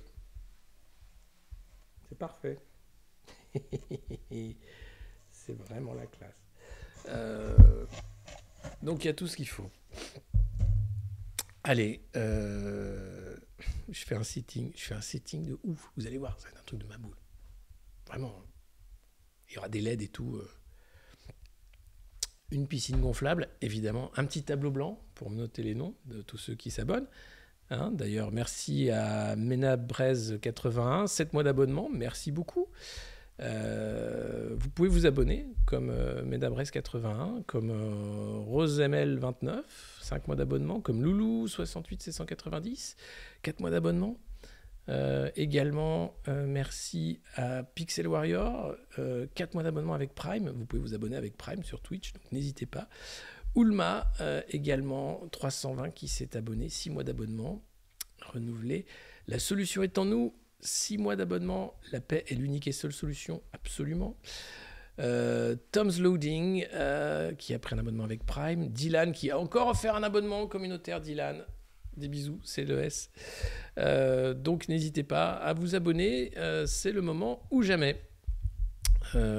Parce qu'on a besoin, ça fait monter le stream dans les algorithmes. Et on est 1500 ce matin, encore, comme hier. Donc si on arrive petit à petit comme ça à grossir les rangs des téléspectateurs, comment on dit d'ailleurs, des Twitchers, de ceux qui sont là avec nous, de la commu. Un Go XLR pour changer la voix. Ah, ce serait cool. Moi, ce que je veux, c'est le bonjour, bonsoir, bonsoir, bonsoir, bonsoir, bonsoir, bonsoir. L'écho là. Mais je suis sûr qu'on peut faire un truc avec Internet. Des visionneurs, non? Tu nous sauves du suicide collectif, les gars. Ça va bien. En vrai, à part la moutarde, il y a de tout. Hein, on ne sait pas encore pour combien de temps, mais globalement, on peut encore boire de l'eau. Bon, vous avez fait vos stocks de Tang. À la fin, on boira de la poudre. C'est pas pareil, c'est pas le même effet, mais on va y arriver aussi. Vous inquiétez pas, ça va bien se passer. Spectateurs, des spectateurs, très bien, des spectateurs. Vous êtes 1500 spectateurs dans cette salle virtuelle pour regarder la revue de presse du Monde Moderne, qui a lieu chaque matin ou presque à 9h ou presque dans une ambiance, je dois dire, assez rafraîchissante. Hein. Il y a un côté proximité, il y a un côté sympa, il y a un côté grande famille, l'ami du petit déjeuner, tout ça. Il y a un côté... je sais qu'il y en a qui écoutent ça au boulot. Attention, vous ne faites pas prendre. Hein, parce qu'après, je vais avoir des emmerdes. Et puis, sinon, bon, après, globalement, ça se passe bien. Pour aller sur Sirius, non, c'est pas ici. Hein. Faut aller voir du côté de La République En Marche. Hein. C'est eux qui font les suicides collectifs. Nous, ici, on est bien. On est plutôt bien, hein, voilà. S'il n'y avait pas l'OTAN. Alors l'OTAN, sur le long terme, nous aiderons l'Ukraine dans sa transition pour passer des équipements de l'époque soviétique aux équipements modernes de type OTAN. C'est sympa, merci Jens Stoltenberg. Alors l'idée, bien sûr, c'est de vendre des armes, hein, puisque c'est un super marché, la vente d'armes. Les Américains sont numéro 1, les Russes étaient pas mal, mais l'idée, c'est de prendre des parts de marché aux Russes. Hein. Donc la guerre, il n'y a rien de mieux. Vendons des armes, équipez-vous avec des équipements modernes type OTAN. Moi, j'aime bien les vieux trucs soviétiques. Non, laisse tomber, c'est nul. Prends donc des F-16 comme Tom Cruise dans Maverick. Top Gun. Non, pas en vrai Top Gun. C'est un super film. Et oui, face à l'invasion russe, l'OTAN se réarme. L'idée donc, de ce meeting qui commence aujourd'hui, c'est de dire qu'on veut 300 000 soldats en Europe déployés à tout moment, notamment les pays baltes, qui sont les petits pays tout limitrophe avec la Russie, à quelques kilomètres de Saint-Pétersbourg. Et l'idée, c'est de dire, pas touche, sinon c'est la guerre. L'OTAN, c'est la guerre froide assurée. Les États-Unis renouent avec le rôle protecteur de l'Europe, c'est dans le Figaro tout ça. Alors, le rôle protecteur de l'Europe, bon, ça implique d'écouter ce que disent les dirigeants européens, de l'espionnage. Ça implique évidemment de vendre beaucoup d'armes, c'est l'idée, hein, c'est toujours l'idée, des armes. 400 milliards de dollars, c'est la dernière tranche de l'aide militaire américaine qui a été votée en mai. Alors, on aide l'Ukraine, bien sûr, on maintient l'unité de l'OTAN, c'est les 2 objectifs de Joe Biden au sommet de Madrid. Si l'attaque russe a renforcé l'alliance en la ramenant à sa mission originelle, la guerre contre les soviétiques, oui, je crois que c'est ça, oui. Et a vu l'Amérique renouer avec son rôle de protecteur du continent européen. L'Amérique protecteur du continent européen. J'ai dû rater un truc. Vous dire comme ils ont protégé les Irakiens, les Afghans, les Thaïlandais, les Vietnam, les Coréens, les Mexicains, comment ils protègent? Ah, ils protègent bien. Oui. J'avais pas compris que c'était en. D'accord, super. On peut s'en passer? Non? Ah non, on n'a pas le choix? Parce que c'est un gros marché où on vend des voitures. D'accord, pardon. Ok. Bon, non, mais je posais la question, je ne sais jamais. Ce sommet est un moment géopolitique très important, dit Charles Kupchan, analyste au Council of Foreign Relations et professeur de relations internationales à l'université de Georgetown. Il va devoir porter à la fois sur la question de l'aide militaire à l'Ukraine et à la défense de l'Europe, et sur l'impact de la guerre en politique intérieure à la fois aux États-Unis et dans les pays européens. Alors, il y a un petit problème. Alors, les États-Unis aimeraient bien faire la guerre totale hein, et flinguer la Russie et Poutine, une bonne grosse guerre à l'ancienne. Hein. Vous allez voir, on va ensuite avoir les paroles de quelques Américains faucons qui sont prêts à sacrifier les Européens pour l'Ukraine, hein, parce que bon, si l'Ukraine tombe, on tombe tous. Donc, il va falloir y aller franco. Hein. Vous allez voir, c'est assez chaud. Mais il y a une petite crainte, hein, l'augmentation du prix du carburant, l'inflation élevée, qui sont en train de rendre l'opinion américaine sensible à des slogans qui critiquent l'aide versée à l'Ukraine alors que les difficultés s'accumulent en interne. Et oui, parce que c'est bien de filer des milliards à Zelensky, hein, à chaque fois qu'il arrive en t-shirt. « Donnez-moi des milliards et des armes !» Puis à côté, oh oui, attends, parce que moi je paye l'essence 3 € le litre, 8 $, et je mange du carton depuis 2 semaines. Donnez-moi du caviar et de la vodka et des putes. Non mais c'est pas la guerre là, on arrête. Parce qu'il y a un site maintenant aussi qui s'est lancé où des Ukrainiennes se foutent à poil pour récupérer de l'argent pour payer les bataillons de combattants ukrainiens. Elles ont levé 750 000 € en faisant ça. Mais après, tu peux aussi montrer ton cul si t'es pas ukrainienne et ça permet de lever des sous pour les combattants ukrainiens. Ce monde est formidable. Mais on a peur quand même qu'avec les difficultés intérieures, les élections de mi-mandat, où Biden est quand même très très bas hein, dans les sondages, ça change un peu la donne.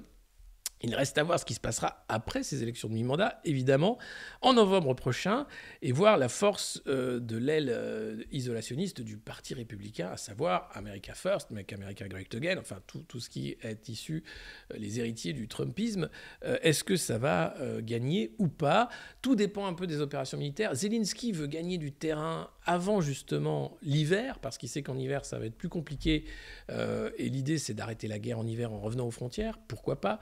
Donc ça va être une guerre totale pendant l'été, livraison d'armes, attaque massive et tutti quanti. C'est en faisant la guerre qu'on fait la paix, soi-disant. J'ai du mal à y croire, mais bon, c'est comme ça. Voilà, alors elle est formidable. On dirait une macroniste, mais non, c'est une américaine. Elle s'appelle Heather Conley. Heather Conley. Elle est dans le Figaro pour une interview. Heather Conley.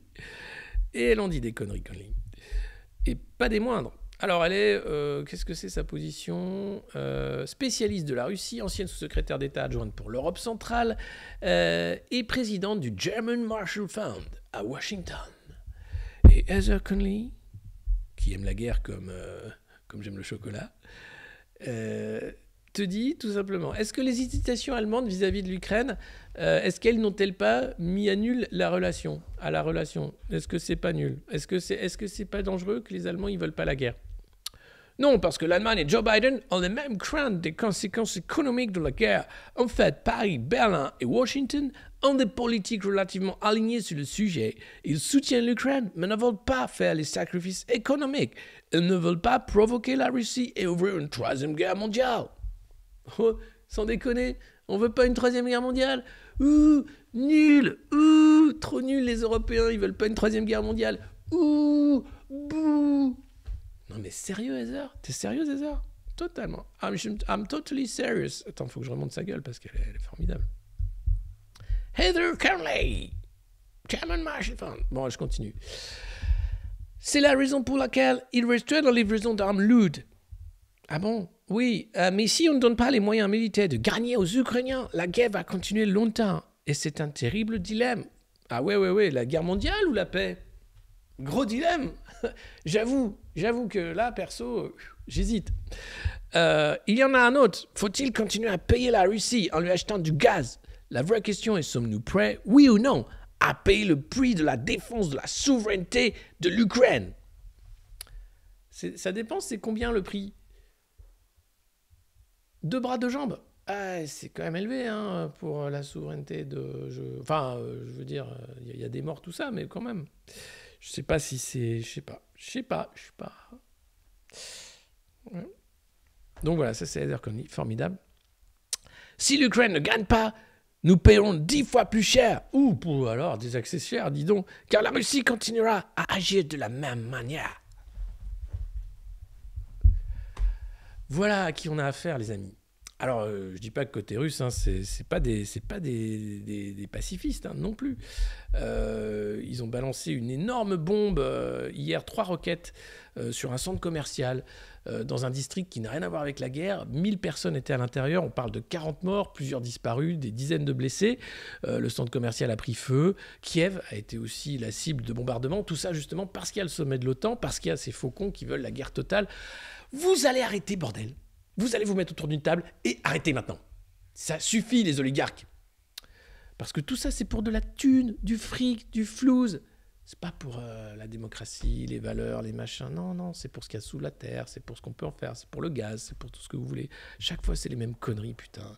Et tous ces gens à Washington, bien assis, dans des beaux bureaux confortables avec de la moquette, qui finiront jamais devant un tribunal international, parce que George Bush est un criminel de guerre, parce que Obama aussi, avec sa politique de drone qui a tué je sais pas combien d'innocents civils, sont des criminels de guerre, mais ceux-là sont traités comme des grands libérateurs, défenseurs de la démocratie.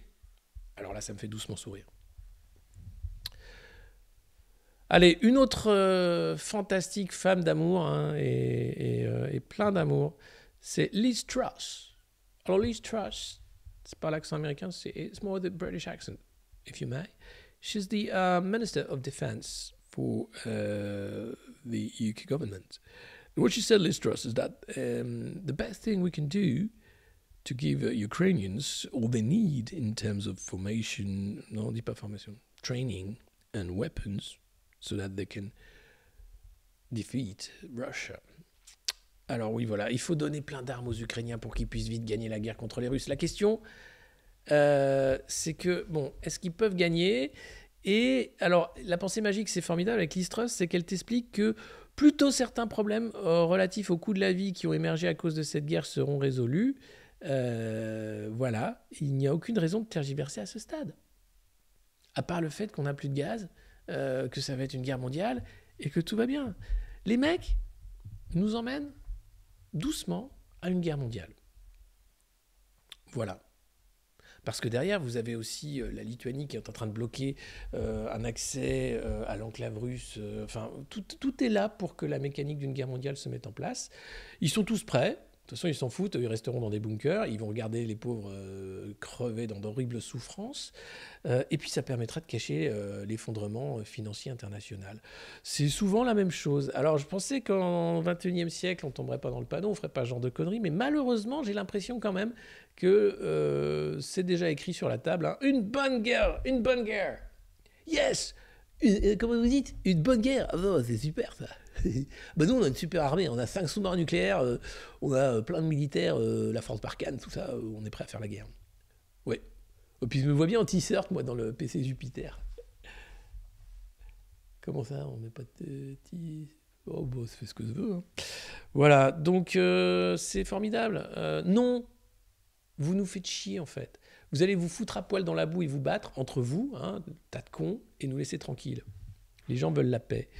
Ah tiens, on passe de la guerre mondiale à Laurent Wauquiez. Vous allez me dire, c'est une étrange transition. Étrange et nécessaire transition. Laurent Wauquiez, c'est le grand absent de ces présidentielles. Il s'est dit, je passe mon tour. Ah, de choses à foutre. La région Auvergne, moi. Rhône-Alpes. Grosse région. Plus grosse région de France. Hein. Beaucoup de choses à faire. C'est ma région, je suis là. Et Laurent, c'est le patron de la région. Il y a des affiches partout en disant, la région vous transporte. La région vous fait des cadeaux. La région vous fait des bisous. La région ne veut pas des burkinis dans les piscines. La région, attention, la région fait des frites à la cantine. La région manque des places de crèche. C'est la région. Laurent Wauquiez. En fait, la région, c'est Laurent Wauquiez, tu vois. Tu vois bien que c'est lui qui paye pour les affiches, quoi. Enfin, c'est nous. Mais c'est comme à une époque, on avait payé pour des pubs Facebook, hein, pour sa campagne régionale. Enfin, bref. La région. Trop gentil, la région. Merci, la région. La région te botte le cul, salaud de chômeur au RSA. Ah bon oui, trouve du travail. Mais, merci la région, mais quand même. Bonjour la région. Coucou, c'est la région. Bonjour. Pardon, je perds le fil. Non, parce que on rigole, mais certains ne rigolent pas. Certains ont besoin d'un chef, notamment à droite. Il nous faut un chef et le plus vite possible. C'est les LR qui disent ça. Et le seul chef qu'ils ont en tête, c'est Lolo, Laurent Wauquiez. Bonjour, c'est Laurent Wauquiez. L'homme qui se teignait les cheveux en blanc quand il était jeune pour faire vieux. Véridique. L'homme qui a fait l'ENA comme tous les autres. L'homme qui a gagné sur toute la ligne, hein, toutes ses idées ont été majoritaires chez LR, mais c'est pas lui qui a gagné. Donc voilà, formidable Laurent Wauquiez, c'est peut-être lui l'avenir de la droite de demain, d'hier, d'aujourd'hui. Je ne rejoins pas, c'est que quand je me mets en arrière, vous voyez, je n'ai pas la même lumière. Parce que maintenant que c'est en haute définition, voilà, on voit, il y a plein de... Un des prochains achats grâce à vos abonnements sur Patreon ici, c'est un vrai boîtier de caméra pour avoir une image, mais comme pour les fesses d'Amourant. Pareil, ma gueule comme le cul d'une streameuse dans une piscine, quoi. Ça va être merveilleux. Après, c'est votre problème. Hein. Je sais qu'il y en a plein qui écoutent ce podcast, qui regardent ce Twitch comme un podcast, pardon, mais ceux qui, voilà, après, c'est votre problème.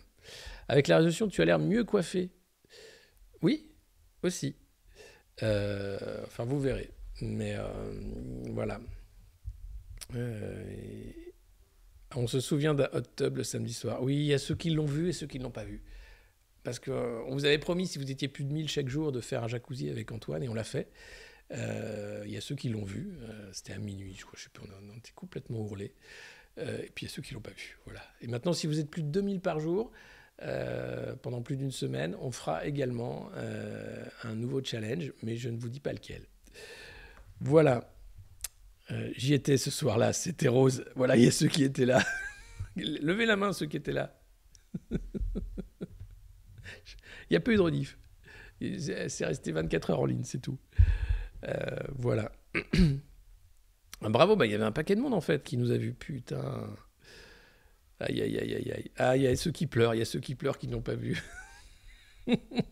On était là. Aïe, aïe, aïe. Ah bah ouais, vous étiez nombreux, en fait. Bon, vous n'en manquez pas une, en fait. Voilà, c'est ça le truc, c'est que vous n'en manquez pas une. Donc voilà, Laurent Wauquiez est peut-être l'avenir de la droite de demain. On ne sait jamais. Voilà.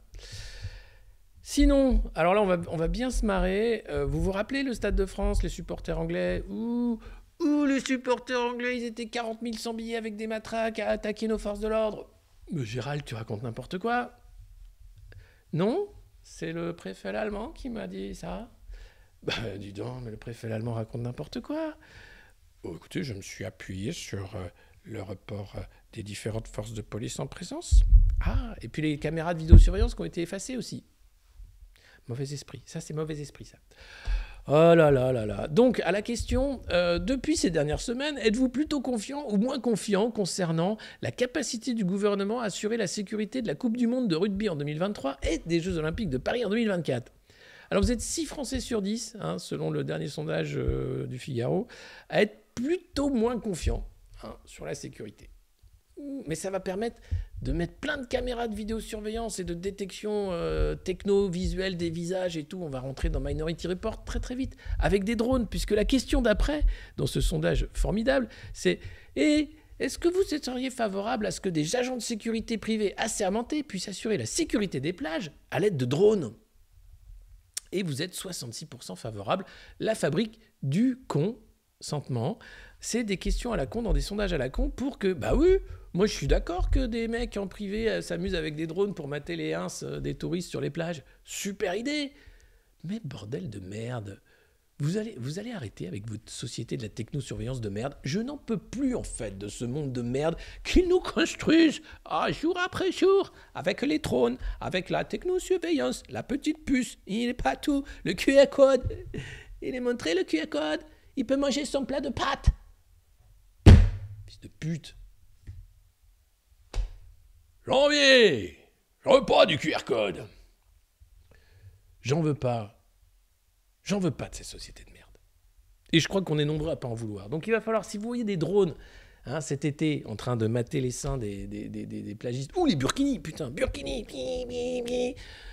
balancer du sable, je sais pas. Les mouettes vont s'en charger. Généralement, les mouettes n'aiment pas trop les drones, donc normalement, ça devrait régler le problème. Mais globalement, que 66% de cons qui ont été sondés trouvent ça bien de mettre des drones pour surveiller les plages, moi, ça me révolte. J'étais déjà énervé au début de cette revue de presse. J'ai dit que j'étais pas énervé, j'étais simplement en colère. Mais là, non, c'est au-delà. C'est vraiment, j'ai envie de tarter les gens, en fait.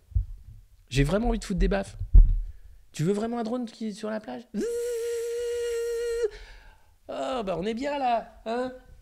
Hein, Bichette, on est en sécurité, hein. Putain de merde. Les pigeons, quoi. Ce qui est bien, c'est de faire des drones qui chient aussi sur les mecs sur la plage, tu vois. Voilà. Non, mais franchement, putain. Alexis en colère. Ouais, c'est pas Alexis colère. Non, mais ça m'énerve. Tu vois, c'est grâce à des questions à la con comme ça, vaguement anodines. Est-ce que vous pensez qu'on est bien en sécurité? Non. Est-ce que ce serait mieux si vous étiez attaché dans une chambre noire avec un bandeau sur les yeux? Ah oui, oui, oui, je serais bien en sécurité. Merci, monsieur. Bah voilà. Bah écoute, tu vas rester chez toi, hein, attaché au radiateur, et arrêtez de nous faire chier, cette peur. Putain. Et puis tu vas pas voir les matchs de foot. Ah, allez, un peu d'amour. Hein, cette photo d'un couple, qui s'aime. Hein, c'est le patron du MEDEF et c'est Bruno Le Rebond, le ministre de l'économie. Alors, il met sa main comme ça parce qu'il dit on est vraiment dans la merde, là, j'ai pas du tout géré la dette et il faut pas que je le dise au compte français parce que sinon on va se faire couper la tête du con. Et donc il préfère le dire derrière une main hein, plutôt qu'on lise sur ses lèvres. À l'aide. Le MEDEF met en garde sur le pouvoir d'achat. Faudrait pas déconner hein, et demander des augmentations de salaire. Hein. Alors Bruno l'a fait gentiment. Les patrons qui peuvent, si vous pouvez filer quelques centimes de plus aux gens qui travaillent pour vous, top. Respect éternel. Hein. Ça, c'est le S. Ça, c'est Bruno. La vérité, on est prêt à faire quelques concessions. Hein. La prime Macron, est-ce que vous allez augmenter les montants de 500 € en moyenne de la prime? On ne s'en est pas opposé au déplafonnement hein, qui permettrait de faire passer le montant maximum à 6 000 €. Mais le taux de marge des entreprises va sans doute baisser cette année avec la montée des prix et qui pesera nécessairement sur le niveau des primes. Alors ça, encadrez-le, capture d'écran, archivez-le, parce que quand on va parler des primes, des banquiers, des traders, des patrons, je pense que le niveau des primes ne va pas s'en trouver du tout attaqué parce qu'il y a eu une baisse un peu hein, du taux de marge. Je ne crois pas. Donc encadrez, hein, parce que voilà. Êtes-vous inquiet sur l'avenir de la réforme des retraites? Les patrons, c'est souvent inquiet. Hein. Il faut rassurer les patrons, rassurer le patronat, rassurer les marchés. Putain, les mecs, ils sont encore plus inquiets qu'un vieux macroniste avec sa 4e dose. Quoi. Les mecs ont peur de tout. Quoi. Et pourtant, t'es protégé. Oh, t'as combien de millions dans ton compte en banque? Oui, mais des fois qu'ils voient que c'est sur un compte en Suisse, tout ça... Ah bah oui, forcément. Hein. Puis des fois qu'il y a une faillite de l'économie mondiale, bah oui, mais en même temps, t'as combien de maisons? 4, mais bon, quand même, tu comprends, avec le coût de l'énergie, je peux pas chauffer... Bah si, tu peux chauffer partout, de toute façon, non. Oui, mais quand même, enfin bon... et puis toutes ces bagnoles de collègues, qu'est-ce que... Enfin, tu vois, Bon, les mecs sont anxieux, tu sais pas pourquoi. Hein. Mais ils sont anxieux. Alors, êtes-vous inquiet de l'avenir de la réforme des retraites? Non, parce que moi, je suis inquiet d'avoir à travailler jusqu'à 65 ans, en vrai, hein, parce que c'est pas faisable. Bon, il faut augmenter la quantité de travail en France, hein, si on veut pouvoir financer les besoins croissants de notre modèle social. Augmenter la quantité de travail, hein, pour dire il faut faire bosser les mecs jusqu'à la mort. Pourquoi pas? C'est un bon terme, augmenter la quantité de travail. Vous allez augmenter votre quantité de travail? Oui. Allez, ramez plus vite. Cela passe notamment par l'augmentation de l'âge de la retraite. Hein. Comme ça, tu augmentes la quantité de travail avec des gens qui ne sont plus embauchables parce qu'ils ont passé 50 ans. Évidemment, tu augmentes la quantité de chômeurs, pas de travail. Idiot. Mais bon, nous verrons quel sera le contexte politique quand s'ouvrira la concertation en septembre. Quel sera le contexte politique quand s'ouvrira la concertation en septembre? Hein? Est-ce qu'on va descendre dans la rue avec des fourches? Est-ce que les syndicats vont dire « Oh oui, mettez-nous des chaînes, on est d'accord. Mais pas trop, hein. Des chaînes en plastique, des chaînes qui font pas mal. Ça fait un peu mal. Vous avez serré trop fort. On avait dit qu'il faisait pas... Mais on avait dit... Mais pourquoi il me pisse dessus, lui? On n'avait pas dit ça, mais... Ah! Et c'est trop tard, t'es attaché, c'est trop tard. Eh oui, il faut se battre. Il faut se battre parce qu'à partir du moment où on te met des chaînes qui fait pas mal, on te pisse dessus. C'est comme ça. Ça va très vite. C'est comme dans un porno de Jackie et Michel. T'as pas le choix. Donc attention, hein, en septembre, si vous voulez pas finir dans un snuff, hein, il va falloir vraiment être aux aguets, y compris pendant l'été, parce que Stanislas Guérini va renouveler les appels d'offres pour les cabinets de conseil pendant qu'on est à la plage surveillé par des drones. Et là, il va falloir dire non, Stan, non, t'arrêtes tout de suite tes conneries. Tu vas pas payer encore 1 million par jour à McKinsey pour nous remettre un passe de la merde et pour nous faire chier de rien parce qu'on n'a plus de retraite et qu'on va encore se prendre des LBD dans la gueule parce qu'on n'est pas d'accord avec vos lois antisociales. À un moment, il va juste falloir être très nombreux, je crois. La petite désobéissance, c'est bien, mais le nombre aussi, ça fait l'affaire. Mais il faut vraiment se concerter. Et les syndicats, généralement, bon, ils sont déjà là avec leur petite chaîne qui font pas mal. Hein, mais c'est déjà trop tard. Je dis ça voilà, en toute décontraction.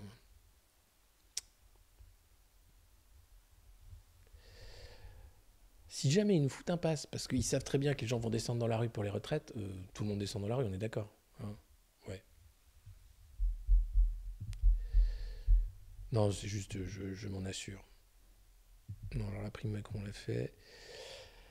Ah, c'est dans les Échos. Encore un canard à nanar. Magnifique. L'inquiétude des Français. Alors là, les Français sont vraiment inquiets pour de vrai, puisque 34% des Français estiment que l'économie, elle va pas bien. Et qu'elle va aller encore moins bien dans les mois qui viennent. Pourquoi? Alors que Bruno les rassure. Hein. Oh, on a crevé le plafond de la dette, on atteint la ligne d'alerte pour les finances publiques, on ne se chauffe plus, on ne boit plus d'eau, on est attaché au radiateur qui ne marche pas, donc globalement, pas de risque de brûlure. Je vois pas ce qui pourrait aller mal. Non? Les 2 tiers des Français ne font pas confiance à l'exécutif pour défendre le pouvoir d'achat. Ah, fallait pas voter Macron, j'ai envie de dire. Vous êtes 2 tiers à savoir que c'est des pipes et en même temps, faut faire barrage, mon secours. Bon, c'est trop tard. Qu'est-ce que tu veux que je te dise? Voilà, donc on se retrouve avec les petites chaînes. Pensez toujours à la petite chaîne qui fait pas mal. C'est trop tard, c'est déjà trop tard. Non, bien sûr, personne n'a voté Macron ici, mais quand même, bon. Tout va très bien. Tout va très bien. Hein, on a encore des gens qui s'abonnent au Monde Moderne. C'est que ça va bien. C'est que ça va. Ça va pas durer, moi, je vous le dis. Ça, c'était la grève de France Inter. On l'a fait, donc pas de Sophie Aram. J'espère que vous avez préféré cette revue de presse à la matinale de France Inter. Si vous êtes nouveau, ici, c'est la revue de presse du Monde Moderne. Bienvenue, c'est tous les matins à 9h ou presque. On décortique l'actualité triste et pathétique de la presse mainstream, mais aussi du monde tel qu'il va, tout en essayant d'expliquer les zones d'ombre, en essayant d'en rire aussi, parce que c'est important d'en rire. Ça permet aux gens de tenir. Parce que les gens qui se prennent au sérieux, qui voudraient qu'on les prenne au sérieux, généralement, c'est que ça tient à rien. Hein. C'est assez ridicule tout ça. Donc voilà, irrespect, impertinence, humour, actualité, haut débit, dorénavant, vous vous rendez compte, là il n'y a quasiment pas d'image perdue, c'est du velours ce matin. Et j'espère que ce sera comme ça pour les jours suivants. Sachant que je vais encore changer de setup et que il se pourrait qu'il y ait encore des petits soucis. Voilà. Sinon, vous vivez l'effondrement en direct, vous le commentez grâce à nous. Et puisque vous avez été sage, je vais vous lire aujourd'hui un passage de La France pour la vie de Nicolas Sarkozy. Parce que c'est toujours un plaisir de lire la prose de l'ancien président de la République. Alors, je lis la 4e de couverture pour aujourd'hui. Profitez-en pour vous abonner, hein, et puis pour partager le lien de cette revue de presse, parce qu'on a besoin de pub. Et c'est vous qui faites la pub. Merci beaucoup. Bonjour, il y en a qui arrivent maintenant. Coucou, salut. Si, non, pas lui. Si. Ah bah si. Regardez, le mignon copte sur la couverture. J'ai mis mon petit visage sur la couverture. Ça, les gens savent que c'est moi qui ai écrit. Si ce livre a un sens, et peut-être une utilité, c'est que le moment était venu de la clarté.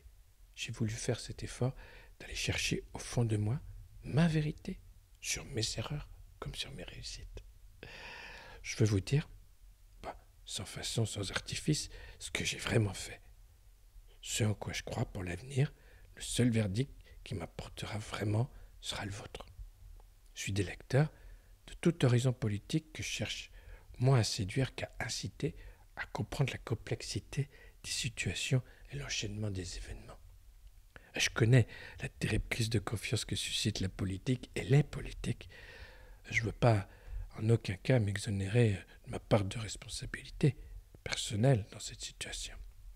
Mais peut-être verra-t-on dans cet exercice d'écriture, la pub tombe bien, attendez, une exigence d'authenticité pour rétablir la confiance. Mission impossible? Peut-être. Mais au moins me serais-je exposé personnellement et aurais-je essayé. Ça fait bien longtemps que j'en avais envie. Chaque fois que je trouvais une mauvaise raison de me dérober. Pas le moment, pas le temps, pas l'envie. Aujourd'hui, j'ai franchi le pas. Je ne le conçois que face à face. C'est à vous que je veux parler. Eh ben putain, que serait la France sans son patrimoine culturel? Un pays beaucoup plus petit, où la qualité de vie ne serait plus la même et où l'inspiration serait tarie. Hop, autre passage. Le temps qui passe, l'âge qui vient, m'apporte ce qui m'a si longtemps manqué et qui m'est précieux aujourd'hui. La sérénité. Monsieur le juge, je suis très serein, j'ai un bracelet électronique. J'attends les procès. Je me suis bien mis avec Brigitte et Emmanuel. Je suis très serein. Sur l'argent de Kadhafi, c'est totalement des balivernes. Sérénitude, en toute occasion. Voilà, soyez serein comme Nicolas. Regardez la revue de presse, abonnez-vous et ne prenez pas tout ça trop au sérieux. Je vous souhaite une excellente journée. Je vous dis à demain 9h30 puisque je serai pris par l'édito sur Sud Radio. Mais je serai là pour après, ne vous inquiétez pas. Je vous fais plein de bisous parce que vous en avez peut-être besoin. Et puis parce que c'est, voilà, des bisous, des bisous, des bisous, comme Philippe Catherine. Parce que c'est un monde de merde. Et parce que ça fait du bien un peu la paix, la paix, la sérénité, quoi. Hein, voilà. Allez, à demain, ciao.